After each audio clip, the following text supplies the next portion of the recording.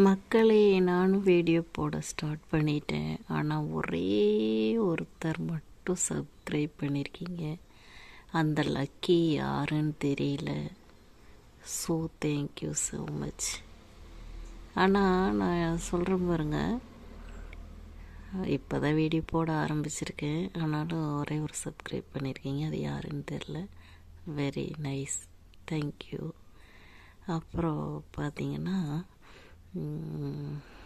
என்ன சொல்கிறது, ஒரே ஒரு லைக் கூட இன்னும் போடல.